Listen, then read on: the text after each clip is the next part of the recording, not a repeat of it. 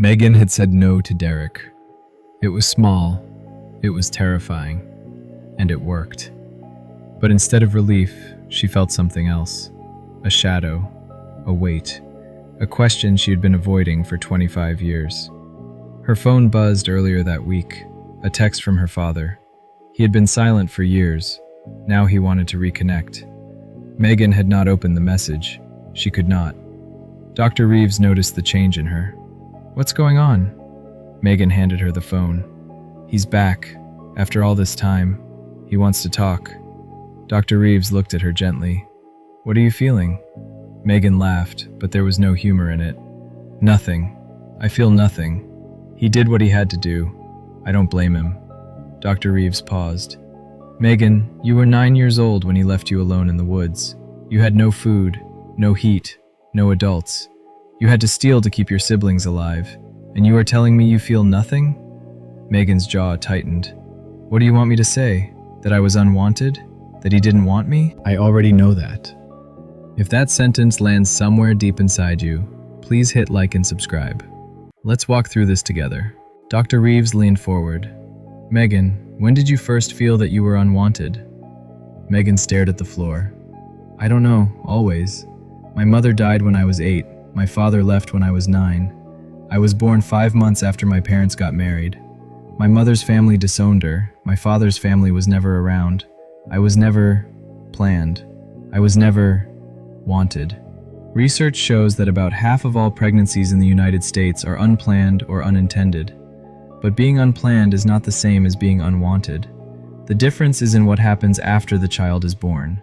When a child is unwanted, the attachment between parent and child is disrupted.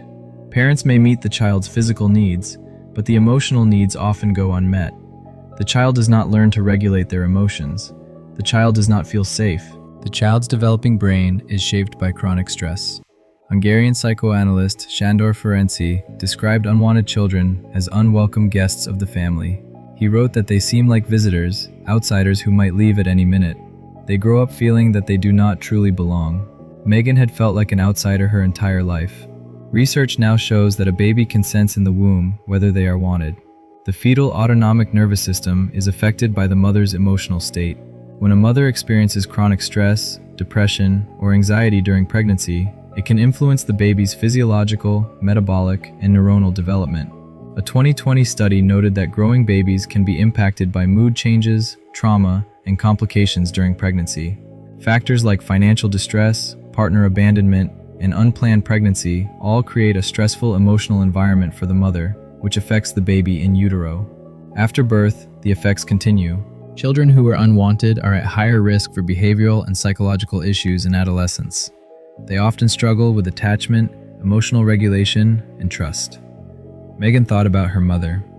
A teenage girl, forced into marriage, disowned by her family, dead before she was 30. Megan had never considered what her mother must have felt during pregnancy. The fear, the shame, the loneliness. The baby in her womb would have felt all of it. Dr. Reeves said gently, "Megan, your mother did not reject you because you were unlovable. She was drowning, and you were pulled under with her." Dr. Reeves asked Megan to describe how being unwanted had shaped her life. Megan hesitated. Then the words came.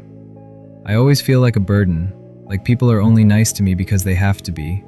I am terrified of being abandoned, so I push people away before they can leave.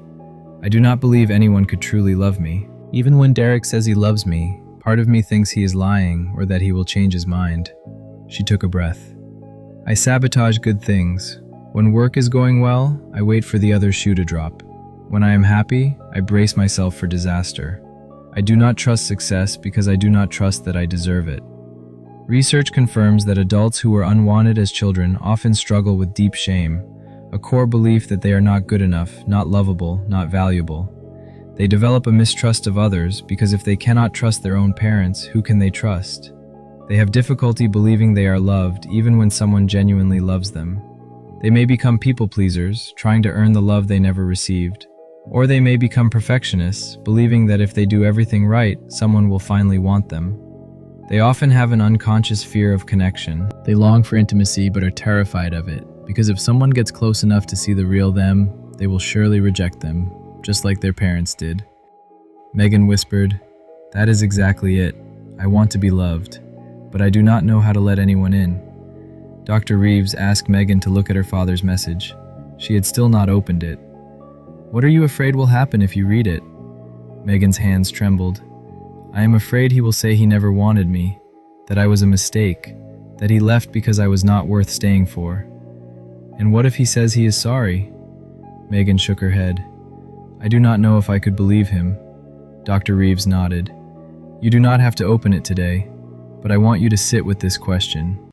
What would it mean to accept that you were unwanted, not because you were unworthy, but because your parents were broken?" Megan was silent for a long time. "Can you say that to yourself?"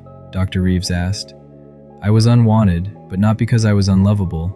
I was unwanted because my parents could not love me the way I needed." Megan tried.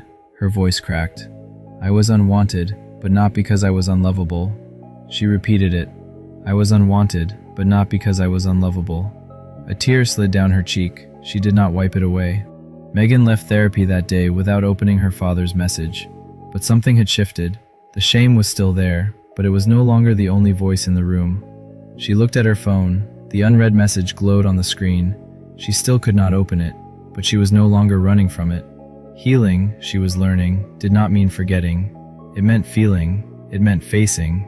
It meant understanding that her worth was never determined by whether her parents wanted her. The question remained, what would she say to her father if she ever responded?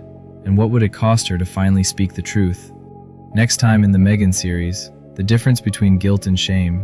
Megan has carried shame for 25 years. She believes she is a monster, evil, fundamentally wrong. In the next episode, she will learn that guilt says, "I did something bad," but shame says, "I am bad." And that distinction changes everything.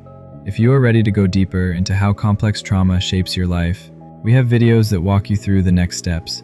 The psychology of the family problem child, and how your trauma explains your coping mechanisms. We will link them in the description and in the comments below. Drop a comment if this resonated. Share what came up for you.